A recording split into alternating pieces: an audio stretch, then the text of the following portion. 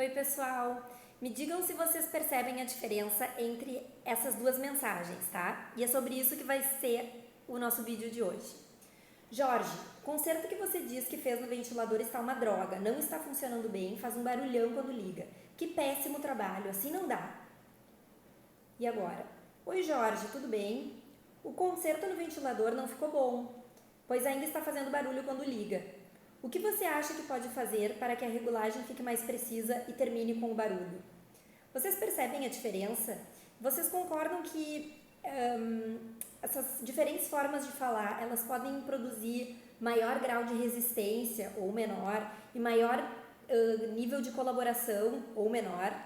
E é sobre isso o vídeo de hoje. Comunicação assertiva, de Débora Brum.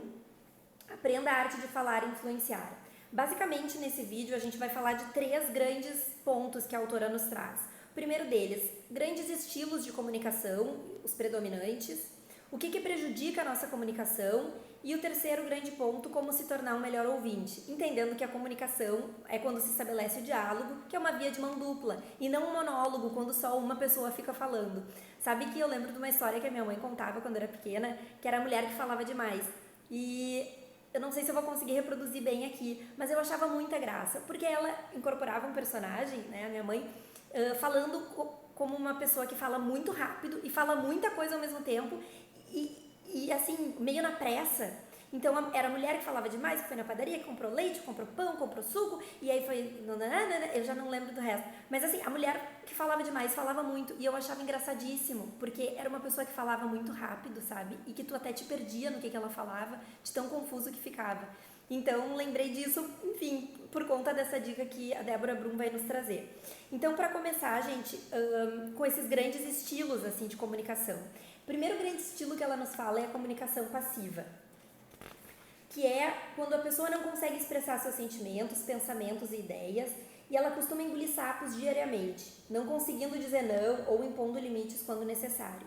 Uma distinção que a Débora Brum faz com relação à comunicação passiva é a comunicação pacífica, né? Quando que a gente observa nas pessoas que buscam diálogos saudáveis e equilíbrio nas relações, e muitas vezes acabam optando pelo silêncio quando percebem que discutir, né, ou mostrar seu ponto de vista com certas pessoas não vai dar em nada. Outro tipo de comunicação que ela nos traz é a comunicação agressiva, que ao contrário da passiva, aqui a pessoa ela quer fazer valer a sua opinião a qualquer custo, falando alto, gritando, se impondo, sabe? E desconsiderando muitas vezes as ideias e opiniões de quem pensa diferente, né?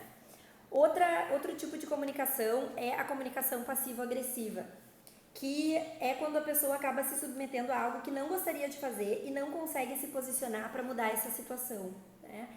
Acontece geralmente em situações nas quais se quer evitar conflitos e decorre da dificuldade em manifestar as suas necessidades ou de expressar sentimentos negativos. E por fim, a comunicação assertiva, né, que é o título da obra dela, que é a habilidade de se expressar de maneira franca, aberta, transparente, com respeito e consideração aos sentimentos, pensamentos e ao bem-estar dos outros. Ela diz que aqui é importante, né, um controle das emoções, o tom de voz, linguagem corporal e a seleção das palavras também como para uma boa compreensão, né? E algo que ela traz é que não somos 100% um estilo apenas de comunicação, né, dentre esses que ela menciona. A gente a toda hora está usando de um tipo, de outro tipo, mas que é possível perceber, muitas vezes, um predomínio, né, de um em detrimento de outro, dependendo da pessoa, né. Bem, depois ela nos traz, dito esses tipos, né, de comunicação, o que prejudica basicamente a nossa comunicação. E aí ela traz alguns fatores. Qual que vocês acham que é o primeiro fator que ela nos traz? A pressa.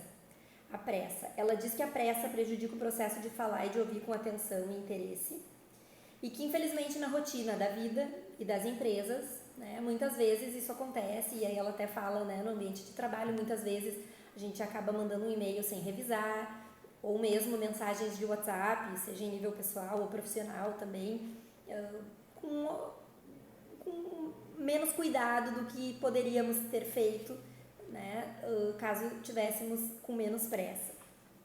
Outro ponto que ela traz é a falta de preparo. Ela diz que muitas pessoas costumam falar de improviso ao invés de se preparar de forma adequada. como também o que prejudica a nossa comunicação. A dificuldade em pensar antes de agir e falar, né? Que pessoas impulsivas, que falam no calor da emoção, que falam o que pensam, né? Muitas vezes acabam tendo essa dificuldade na comunicação por conta da maneira como quem escuta recebe, né, esse ponto de vista. E o outro grande ponto que ela nos traz é a dificuldade de perceber os sentimentos e as necessidades ou de entender a realidade do outro, como sendo uma causa de inúmeros conflitos, ruídos e desentendimentos, né? Bem, e aí ela nos diz, considerando que a comunicação é uma via de mão dupla e que a gente busca estabelecer diálogos e não monólogos, né? Algumas dicas para que a gente possa se tornar melhores ouvintes. Primeira dica que ela nos diz é assim, embora seja simples e óbvio, muitas pessoas não conseguem colocar em prática, que é: para o que está fazendo, olha para a pessoa que solicita a sua atenção e escuta o que ela tem a dizer. Então pare, olhe e escute. Depois, fale menos, preste mais atenção. E ela diz, essa dica é valiosa para as pessoas prolixas e os falantes compulsivos. Lembra aquela mulher que falava demais lá da história da minha mãe? Lembrei dela aqui também. Sabe aquela pessoa que pergunta como você está só para achar uma brecha e ela começar a falar de si mesma, dos seus problemas, do seu final de semana, das suas dores, das suas angústias? Quem nunca também passou por isso, né? E outra dica que ela diz, evite interromper, deixe a pessoa concluir seu raciocínio. Na ansiedade, na pressa da vida cotidiana, acabamos atropelando a fala do outro ou completando a sua frase no intuito de agilizar aquela conversa, né? Muitas vezes isso acontece. E por fim, ela sugere, em vez de afirmar, pergunte. Né? Em uma conversa, fazer perguntas, você demonstra interesse e consegue esclarecer também as suas dúvidas, né? Então, muitas dicas assim valiosas desse livro, gostei bastante. Fiquei bastante também feliz de ver que ela usa também o Círculo Dourado, sobre o qual a gente conversou alguns vídeos atrás do livro do Simon Sinek, Comece pelo Porquê, entendendo que quanto mais a gente conhece os nossos propósitos e os nossos porquês, a gente melhor se comunica a partir do autoconhecimento também e dessas descobertas de propósito, também facilitando a conexão aí com as outras pessoas. Então é uma dica, é um livro que gostei bastante. Se vocês gostaram desse vídeo, eu peço que curtam, né, que é uma maneira também de eu ir acompanhando se a gente está no mesmo movimento. E até o próximo vídeo, gente. Tchau, tchau!